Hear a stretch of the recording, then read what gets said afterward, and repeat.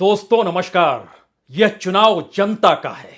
2024 का लोकसभा चुनाव पूरे तरीके से जनता का ही है।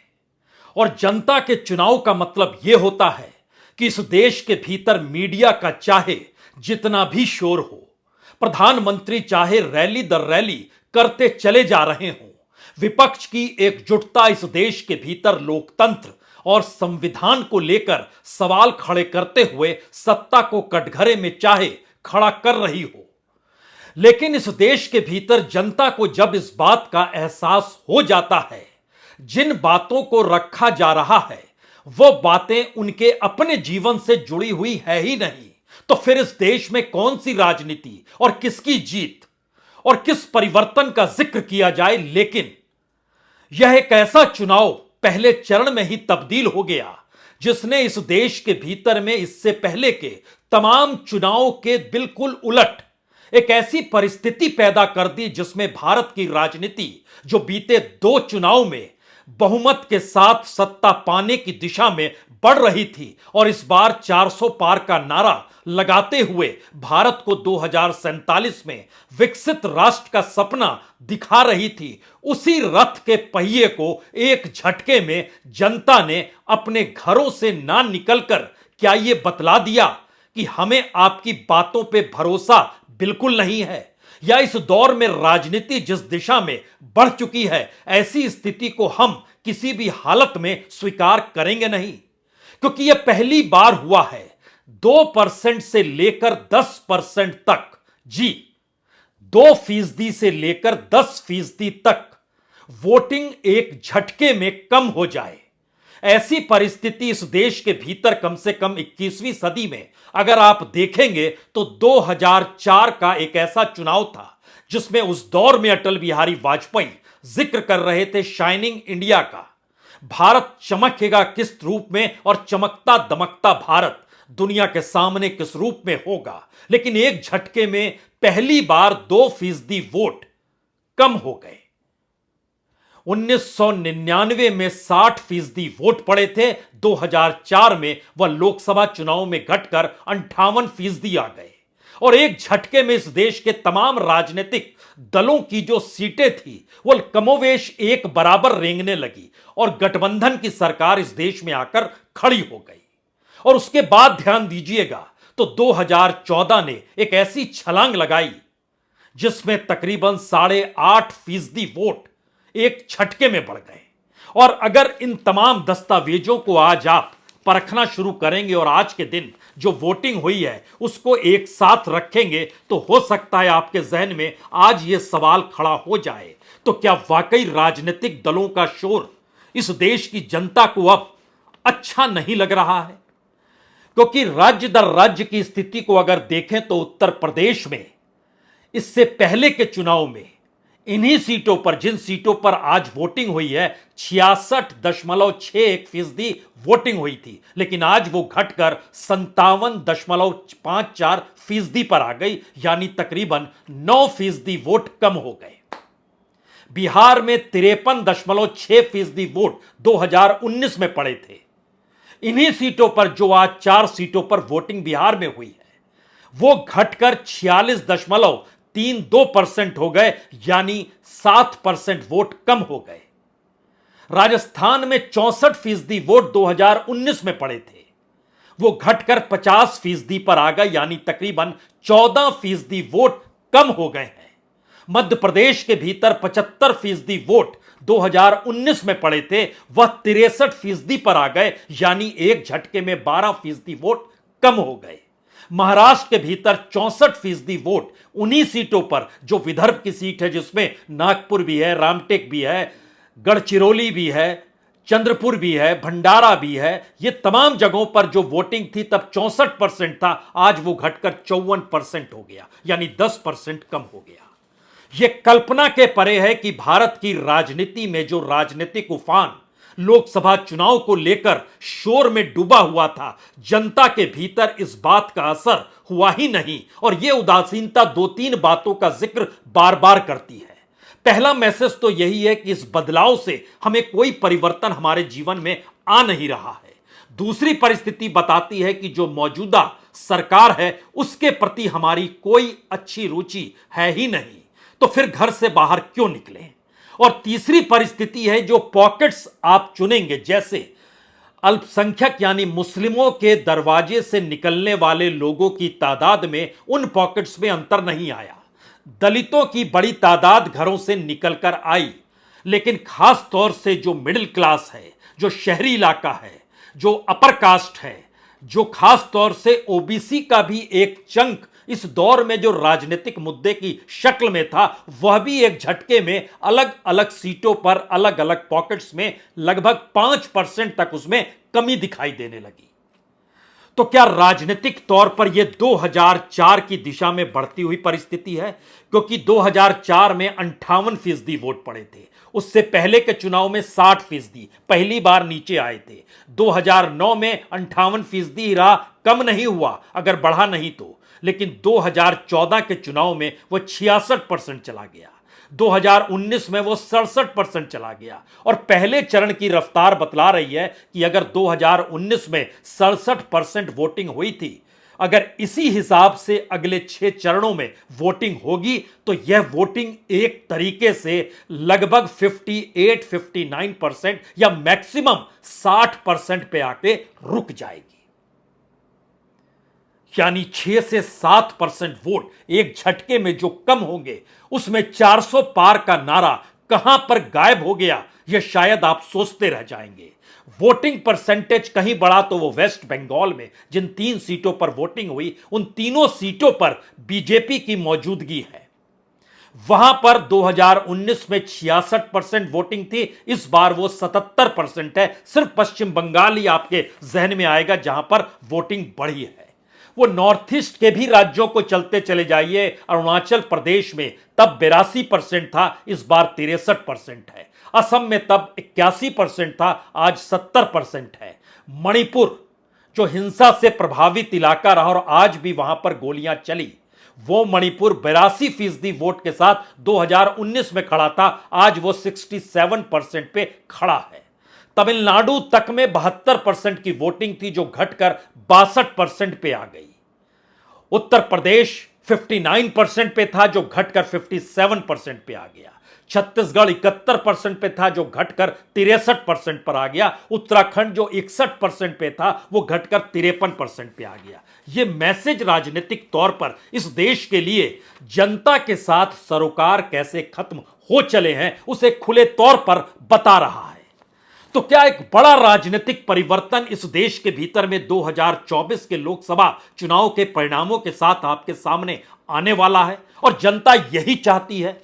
इस दौर में आप चाहे जितनी रैलियां कर लीजिए, ध्यान दीजिए, उत्तर प्रदेश में आज वोटिंग हो रही थी, प्रधानमंत्री उत्तर प्रदेश में भी भाषण दे रहे थे। वोटिंग तो महाराष्ट्र में भी हो रही थी, नागपुर से सटा हुआ वर्धा है, प्रधानमंत्री आज वहां भी भाषण दे रहे थे। तमाम जगहों पर अगर आप परखें तो राजनीतिक तौर पर भाषणों के शोर और मीडिया के शोर ने लोगों को परेशान कर दिया। लेकिन इन तमाम परिप्रेक्ष्य में आप लौटिए 102 सीटें जो जहां पर आज वोटिंग हुई है, उन 102 सीटों में से बीजेपी ने 40 सीटें पिछली बार जीती थी। और आपको जानकर हैरत होगी, जो एनालिसिस निकलकर आया है, हमारी पूरी टीम ने किया है, जो वोटिंग पैटर्न के लिहाज से समझा है, उसमें इन 40 सीटों में से 16 सीटों पर बीजेपी को परेशानी पैदा हो रही है। यानी एक झटके में 16 सीट उसके लिए चुनौतीपूर्ण है या मुश्किल हालात में है। राजस्थान की 11 सीट पिछली बार जीती थी, इस बार 5 सीटों पर संकट है। उत्तर प्रदेश में जिन जगहों पर वोटिंग हुई उसमें से 8 में से 3 सीटें पिछली बार जीती थी। एक सीट पर खुल्लम खुल्ला जो मुजफ्फरनगर की सीट है वहां संकट है, 2 सीट पर चुनौती है। यानी रास्ता बिल्कुल साफ नहीं है। मध्य प्रदेश में 5 सीट जीती थी, जिन 6 सीटों पर इस बार वोटिंग हुई है उसमें 2 सीट उसके लिए बड़ा मुश्किल सबब मध्य प्रदेश में हो गया है। उत्तराखंड के भीतर भी 2 सीटों को लेकर संकट है। महाराष्ट्र के भीतर 5 में से 3 सीट पिछली बार बीजेपी जीती थी, वहां 2 सीटों का संकट है। असम में 4 सीटें जीती थी, जो 5 सीटों पर इस बार वोटिंग हुई है उसमें 4 में से 2 का संकट है। बिहार में भी जिन सीटों पर पिछली बार वह चुनाव जीती उसमें उसकी एलजेपी और जेडीयू दोनों सहयोगियों के पास सीट था, बीजेपी के पास तो 1 सीट था, वहां पर भी उसको मुश्किल है इस बार। एक ऐसी परिस्थिति है जहां पर पश्चिम बंगाल के भीतर भी कूच बिहार में, जहां से जीते हुए उम्मीदवार इस देश के गृह राज्य मंत्री के तौर पर हैं, उनके सामने भी मुश्किल सबब इस दौर में है। मणिपुर, मेघालय, त्रिपुरा, इन तमाम जगहों पर एक एक सीट का संकट है उनके सामने, और अरुणाचल प्रदेश में भी 2 सीटें जीती थी, उसमें भी 1 सीट का संकट है। तो यह स्थिति लगभग 16 सीट मुश्किल हालात में बीजेपी के लिए खड़ी हुई है। आज जब वोटिंग हो रही थी, हम उसमें राज्यवर राज्य आए आपके सामने। पहले समझ लीजिए, मणिपुर के विष्णुपुर में फायरिंग हुई, बंगाल के कूच बिहार में हिंसा हुई, छत्तीसगढ़ के बीजापुर में ग्रेनेड ब्लास्ट हुआ जिसमें कमांडेंट और जवान घायल हो गया, नागौर में ज्योति मिर्धा और बेनीवाल के समर्थक आपस में भिड़ गए, चूरू में पोलिंग एजेंट पर हमला हो गया, जो सदलपुर के गांव रामपुर रेणु थे वहां पर यह हमला हुआ, नागपुर, वो भी नॉर्थ नागपुर में एक दलित युवक ने ईवीएम का ही विरोध किया, उस पर स्याही छीट डाली और नारे लगाने लगा, ईवीएम मुर्दाबाद। नागपुर शहर में मोमिनपुरा के इलाके में बड़ी तादाद में मुस्लिम तादाद जो थी, महिलाओं की थी, वह पहुंच गई कलेक्टर के ऑफिस में बताने के लिए कि देखिए हमारे नाम इसमें क्यों नहीं है। चंद्रपुर में रिटर्निंग ऑफिसर बीजेपी को कैसे मदद कर रहा, बकायदा पर्चा के जरिए वहां पर जो कांग्रेस के उम्मीदवार हैं उन्होंने दिखाना शुरू कर दिया और उनके तमाम कार्यकर्ता वहां पर जमा हो गए। इन परिस्थितियों के भीतर अगला सवाल, राज्य दर राज्य अगर परिस्थिति में लाइएगा तो सबसे बड़ा सवाल राजस्थान के भीतर का है। हालांकि राजस्थान में वोटिंग इस बार तकरीबन सबसे ज्यादा 16% कम हुई है पिछली बार की तुलना में, और यह मैसेज अपने आप में काफी है कि वहां पर कुछ दिनों पहले विधानसभा के चुनाव हुए थे और चंद दिनों के बाद अब लोकसभा चुनाव है, तो क्या लोकसभा चुनाव में कोई रुचि नहीं है? वसुंधरा राजे सिमट गई झालावाड़ में अपने बेटे को लेकर, और ऐसे में वो राजनीति जो क्षेत्रीय तौर पर होती थी वो एक झटके में गायब हो गई।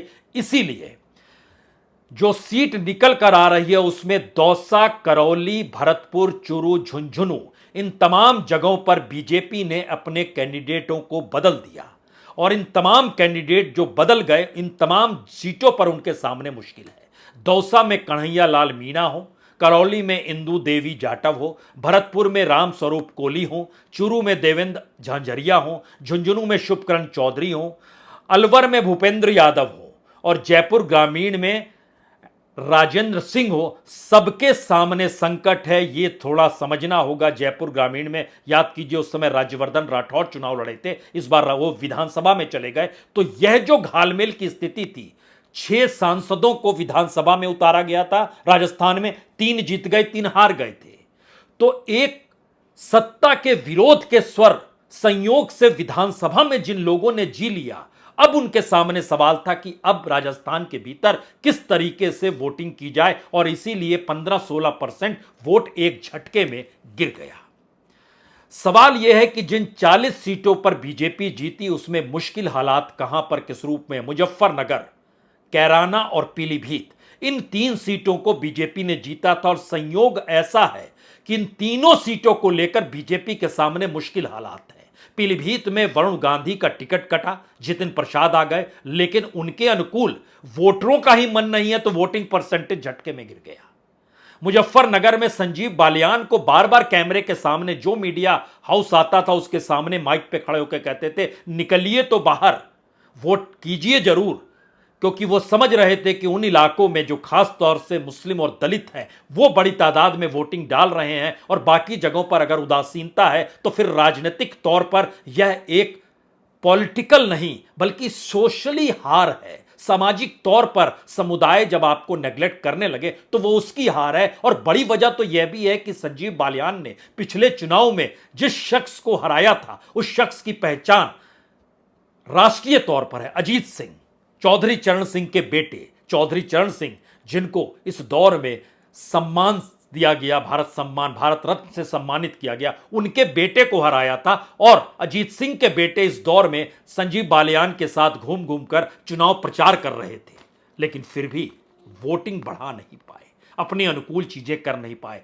तीनों सीटों का संकट है। कैराना में प्रदीप कुमार के सामने भी संकट है, वहां पर इकरा हसन चुनाव लड़ रही है। अब यहां पर कई सवाल हैं कि अलग अलग राज्यों की क्या स्थिति बन सकती है। यहां पर रखिए तो ऐसा नहीं है कि आप मध्य प्रदेश, अब आपको हम लिए चलते हैं। मध्य प्रदेश में जो स्थिति नकुल नाथ की है वही स्थिति फग्गन सिंह कुलस्ते की है। दोनों ही सांसद हैं, लेकिन छिंदवाड़ा के भीतर कमलनाथ एक अपने वर्चस्व और अपनी जमी को बचाने की आखिरी लड़ाई लड़ रहे हैं। लेकिन उसके बावजूद भी संकट यह है कि बेटे को वो जिता पाएंगे, यह एक मुश्किल सबब है। वहां पर भी वोटिंग कम। मांडला में फग्गन सिंह कुलस्ते, इनके मुश्किल हालात तो विधानसभा चुनाव के वक्त ही नजर आ गए थे, लेकिन लोकसभा चुनाव में इन्हें उतारा गया और सीट को बदला गया। कांग्रेस की तरफ से ओंकार सिंह मरकाम को इस बार नए उम्मीदवार के तौर पर लाया गया और यह मुश्किल मंडला के भीतर बीजेपी के सामने आ गई। जबलपुर में आशीष दुबे और दिनेश यादव दोनों ही अपने तौर पर नए कैंडिडेट के तौर पर सामने हैं, लेकिन बीजेपी की मुश्किल जबलपुर तक में आ गई। तब सवाल है कि जो आदिवासी इलाके बालाघाट, शहडोल और सीडी है, वहां पर चुनौती है। ऐसा नहीं है कि दो उम्मीदवार आपस में टकरा रहे हो, किसी की कोई पहचान हो, कोई पहचान नहीं है, क्योंकि यह चुनाव चाहे अनचाहे प्रधानमंत्री नरेंद्र मोदी और कांग्रेस के सांसद राहुल गांधी के इर्द गिर्द आकर सिमट गया है। एक 2047 में भारत को विकसित बनाने की दिशा में है, दूसरा शख्स इस देश को पैदल नापते हुए इस देश के भीतर के उन जमीनी मुद्दों और मुश्किलों को उभार रहा है, जिसके जरिए चाहे अनचाहे यह चुनाव पूरे तरीके से मोदी के चेहरे और राहुल की सोच के इर्द गिर्द आकर सिमट गया है।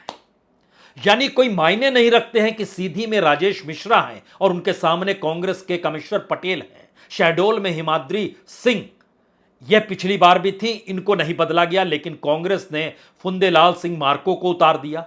लेकिन बालाघाट में दोनों नए उम्मीदवार हैं। भारती पारदी बीजेपी ने उतारा, अशोक सिंह सरसार को कांग्रेस ने उतारा, लेकिन उम्मीदवार से ज्यादा सवाल राजनीतिक दल और उसकी सोच का आ गया और दोनों सोच को लेकर जनता के भीतर उदासीनता, तो लगभग 7% वोट नीचे आ गया। पश्चिम बंगाल के भीतर जो हम जिक्र आपसे कर रहे हैं कूच बिहार का, जहां से निशित प्रामाणिक ने पिछली बार चुनाव जीता था, इस बार भी वही खड़े हैं। लेकिन पिछली बार और इस बार की मुश्किल सबसे बड़ी यह है कि उस दौर में जो जीत मिली थी निशित प्रामाणिक को, वह बहुत बड़ी जीत नहीं थी। 6,77,000 टीएमसी के उम्मीदवार को वोट मिले थे और 7,31,000 निशित प्रामाणिक यानी बीजेपी को वोट मिले थे, जो एनडीए के तौर पे था। लेकिन उस दौर में याद कीजिएगा तो यूपीए और एलडीएफ, लेफ्ट फ्रंट, दोनों एक साथ खड़े थे और उनके पास भी लगभग 70,000 वोट थे। इस बार कोई समझौता नहीं हुआ है, लेकिन इंटरनली वोटर जो है उसने मान लिया है कि यह दो तरफा ही चुनाव है, इसमें किसी तीसरी पॉलिटिकल पार्टी को आपको कोई स्पेस नहीं देना है। तो लेफ्ट फ्रंट हो और कांग्रेस हो, उसको कोई स्पेस मिल पाएगा, यह बेहद मुश्किल बात है। सवाल सिर्फ इतना है कि परसेंट ऑफ वोट पश्चिम बंगाल में बढ़ा है, तो यह बीजेपी के हक में अगर है तो फिर मानकर चलिए पश्चिम बंगाल से चौंकाने वाले परिणाम आएंगे, जिसमें बीजेपी लीड करती हुई नजर आएगी। लेकिन अगर यह सत्ता के पक्ष के वोट हैं, जो वहां पर ममता बनर्जी जो बार बार टकराती है, तो फिर एक झटके में जितनी सीटें 2019 में बीजेपी ने जीती थी, वो आधी से भी कम पर आ जाएगी।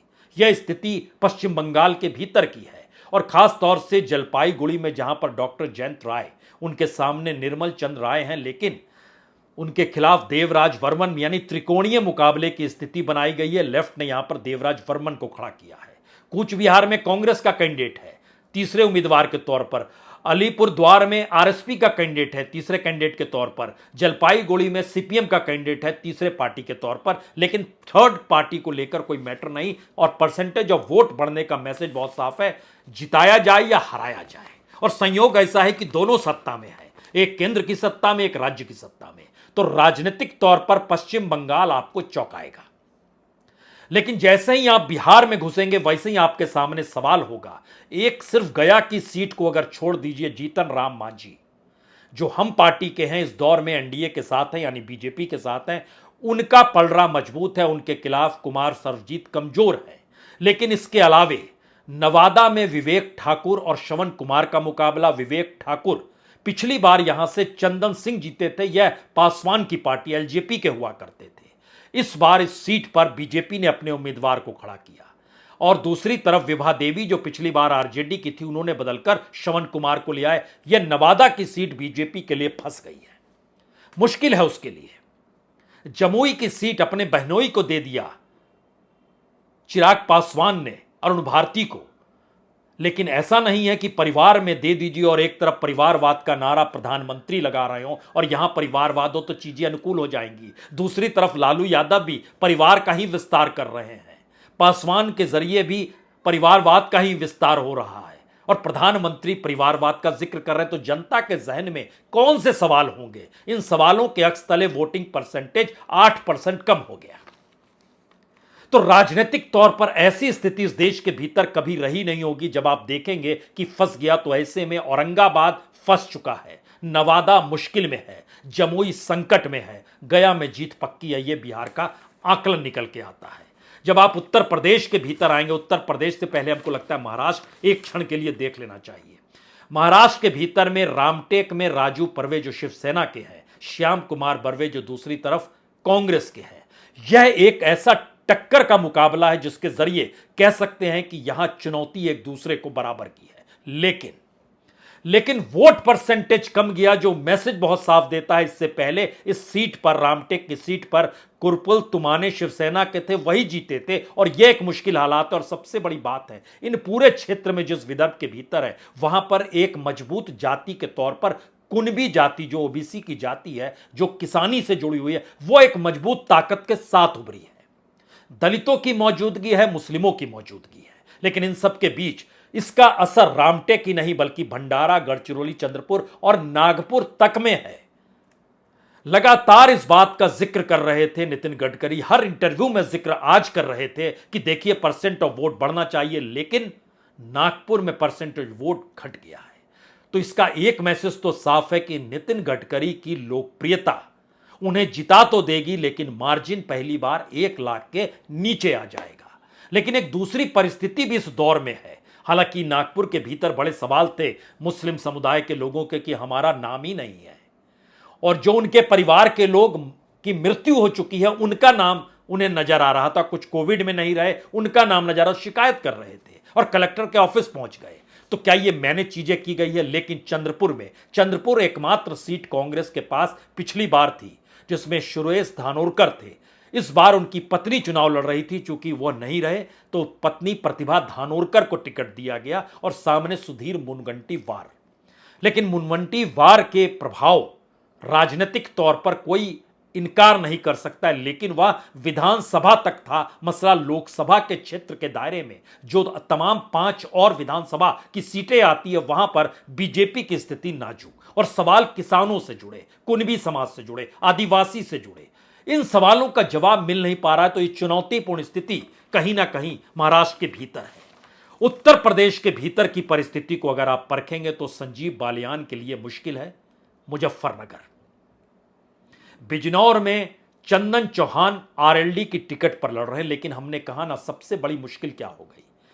बीजेपी ने मान लिया कि जैसे ही जैन चौधरी उनके साथ आ गए, आरएलडी साथ आ गई, तो वोटर भी शिफ्ट हो गया। लेकिन इस पूरे इलाके में वोटरों में इस बात को लेकर उदासीनता आ गई कि किसान आंदोलन कर रहा है, गन्ना किसानों के सामने मुश्किल है, सरकार शुगर मिल मालिकों को पैसा देती है, गन्ना किसानों को नहीं देती है। इस मुश्किल हालात के भीतर इस क्षेत्र के भीतर भी वोटिंग कम हो गई। और सबसे बड़ी बात तो यह है कि अलग अलग मुद्दे अलग अलग तबके को प्रभावित कर रहे हैं, और वो प्रभावित करने का तबका राजपूतों में भी आ गया। मेरठ में बकायदा तो पंचायत बैठी, तय किया गया कि नहीं करेंगे वोटिंग, और कई इलाकों में यह नजर आया। मुजफ्फरनगर के भीतर एक पोलिंग बूथ पर 1100 वोट थे, लेकिन राजपूतों की संख्या उसके इर्द गिर्द जो थी सबसे ज्यादा थी, सिर्फ 100 वोट पड़े, बाकी समुदाय वोट डालने नहीं आया। मैसेज है कि जनता के भीतर का गुस्सा है, आक्रोश है, और वो संभल नहीं पा रहा है। राजनीतिक तौर पर जो शोर, मीडिया हो, नेता हो, प्रधानमंत्री हो, विपक्ष का नेता, सब मिलकर जो लगातार नारे लगा रहे हैं वो बेअसर हो चला है। लोग उससे उब चुके हैं, और ये बात अलग अलग जगहों पर नजर आई। लेकिन दूसरी तरफ वो तबका जो मौजूदा राजनीतिक सत्ता के खिलाफ मजबूती से खड़ा है, वह दिखाने की स्थिति में देखिए हम साथ खड़े। और यह नजारा अपने तौर पर सहारनपुर में नजर आया, जहां वोटिंग परसेंटेज बढ़ गया। सहारनपुर में इमरान मसूद जो कांग्रेस के नेता हैं, और वहां पर पिछले दिनों जब प्रियंका गांधी वड्रा पहुंची तो कितनी बड़ी तादाद में भीड़ थी, हर किसी ने देखा। वहां पर राघव लखन पान लड़ रहे हैं और सामने इमरान मसूद है। यहां पर बड़ी तादाद में वोटिंग हुई तो यह सीट सहारनपुर भी एक झटके में चुनौती बन गई है, बीजेपी के लिए मुश्किल हालात पैदा कर रही है। कैराना में पिछली बार की जो स्थिति थी उसमें समाजवादी पार्टी के उम्मीदवार बदल लिया गया और पिछली बार तबस्सुम बेगम को दिया गया था जो कि 92,000 वोट से हारी थी। इस बार कैराना में इकरा हसन को तैयार किया गया और प्रदीप कुमार के खिलाफ वो चुनाव मैदान में है और वहां की जो वोटिंग पैटर्न है वो बताता है, इसीलिए यहां पर बहुत ज्यादा अंतर वोटिंग पैटर्न में नहीं पड़ा। वोटिंग देने में मुजफ्फरनगर में असर पड़ गया, बिजनौर में असर पड़ गया, नगीना जहां पर चंद्रशेखर आजाद भी चुनाव लड़ रहे हैं वहां पर ओम कुमार और मनोज कुमार के बीच की टक्कर है।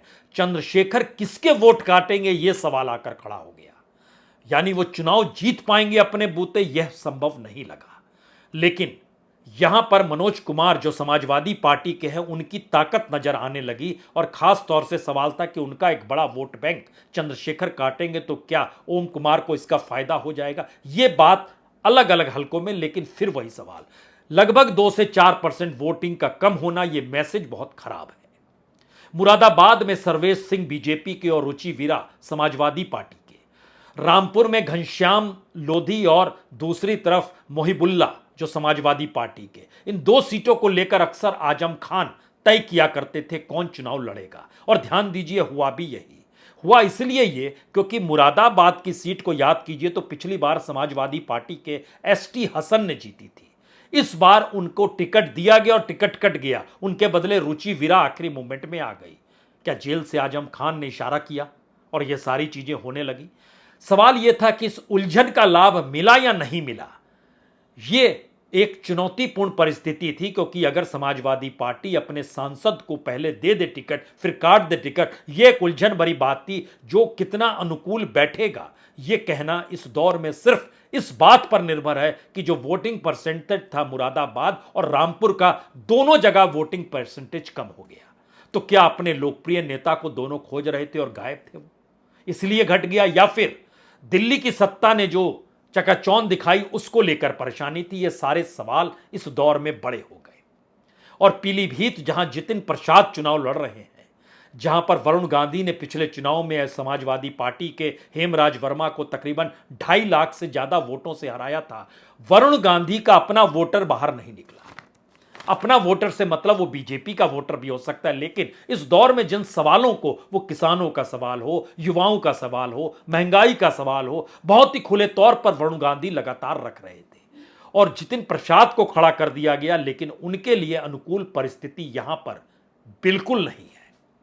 यह बताती है परिस्थिति कि किस तरीके से उत्तर प्रदेश के भीतर जो बार बार कहा जाता है कि जो पश्चिमी हवा होती है वह उत्तर प्रदेश में एक सियासी जमीन को तैयार कर देती है, तो क्या वो डगमगाने लगी है।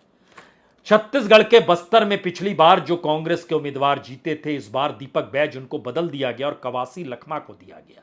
बीजेपी ने महेश कश्यप को दिया, लेकिन बस्तर के इलाके में बीजेपी कमजोर है, जो इस बार वोटिंग पैटर्न में नजर भी आया। राजनीतिक तौर पर 102 सीटों का आकलन आखिरी 3 मुद्दों को खड़ा कर रहा है। पहला मुद्दा वोटिंग का कम होना, मोदी के 400 पार के नारे और दिल्ली की सत्ता के लिए खतरे की घंटी है। दूसरी बात, वोटिंग का कम होना और वोटिंग पैटर्न में मुस्लिम दलित का एग्रेसिवली शामिल होना, यह भी मौजूदा राजनीतिक सत्ता जो दिल्ली में बैठी है उसके लिए मुश्किल हालात पैदा कर रही है। और तीसरी परिस्थिति है जनता के भीतर के सवाल, जिनको कोई भी इस रूप में रिप्रेजेंट कर नहीं पा रहा है कि दरअसल इसके जरिए खड़े होंगे तो जीत जाएंगे। शायद यह एक तीसरी स्थिति है जो पहली बार निकलकर सामने आई है। बहुत बहुत शुक्रिया, बहुत बहुत शुक्रिया।